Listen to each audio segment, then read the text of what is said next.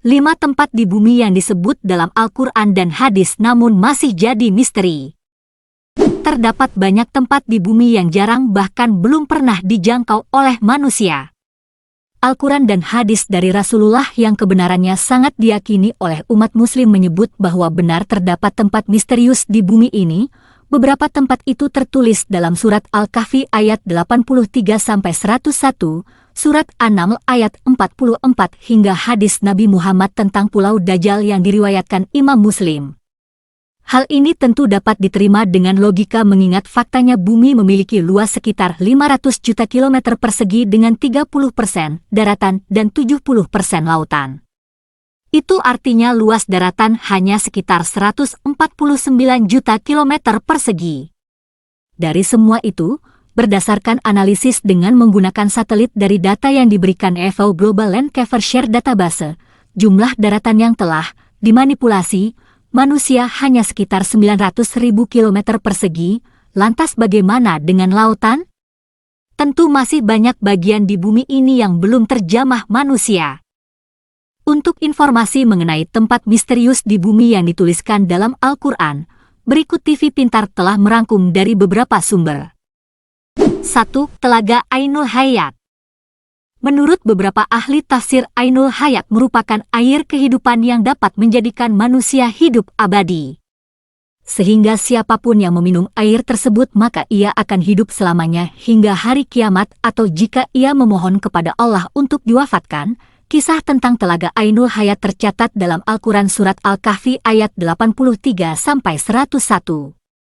Dalam Al-Quran telaga ini disebut berada di tempat terbitnya matahari, dalam artian tempat tersebut berada di sebelah timur, namun hingga kini belum ada yang dapat menemukan telaga tersebut.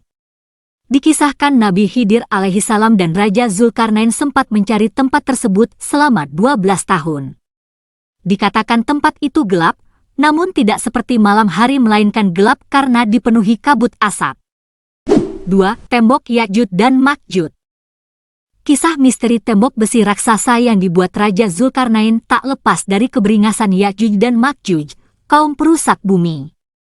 Disebutkan dalam Al-Quran Surat Al-Kahfi ayat 93-97 bahwa tembok tersebut berada di antara dua gunung.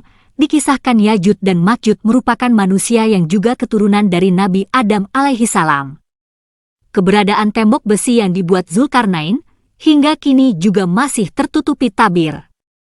Namun tak sedikit yang mempercayai lokasi tembok Ya'juj dan Ma'juj di antara Samarkand dan India ini sama seperti yang diungkapkan Abdullah Yusuf Ali dalam tafsir The Holy Quran, yaitu di distrik Hisar, Uzbekistan, 240 km di sebelah tenggara Bukhara, ada celah sempit di antara gunung-gunung batu. 3. Pulau Socotra.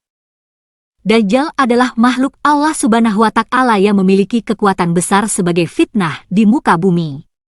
Dajjal akan muncul di akhir zaman, ini seperti yang dijelaskan dalam Al-Quran dan hadits Nabi Muhammad.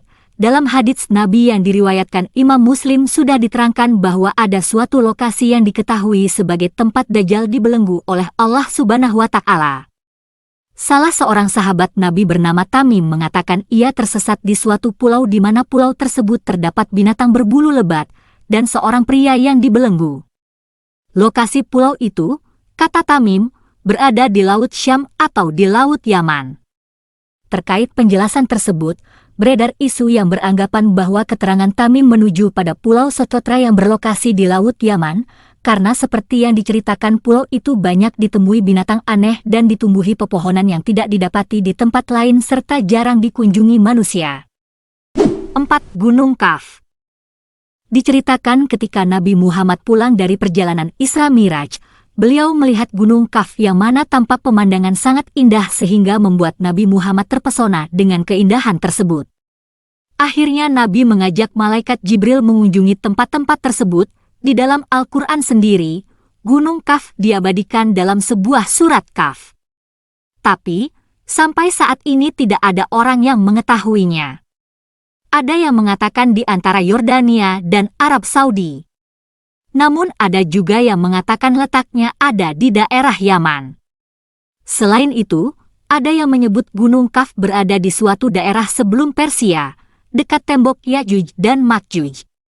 5. Kerajaan Nabi Sulaiman.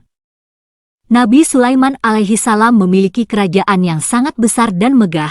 Harta yang melimpah ruah membuatnya dinobatkan sebagai manusia paling kaya yang pernah ada di bumi. Kerajaan Nabi Sulaiman alaihi salam dibangun dengan menerapkan ilmu teknologi maju pada masanya. Istana Nabi Sulaiman alaihi salam dikenal sebagai Solomon Temple, istana atau kerajaan Sulaiman, berdasarkan keterangan ayat-ayat Al-Quran Surat An-Naml ayat 44 serta kisah-kisah dalam kitab suci Yahudi dan Nasrani. Temple of Solomon sangatlah megah. Siapapun yang datang dipastikan akan terkesima dengan segala kemewahan yang ada di dalamnya.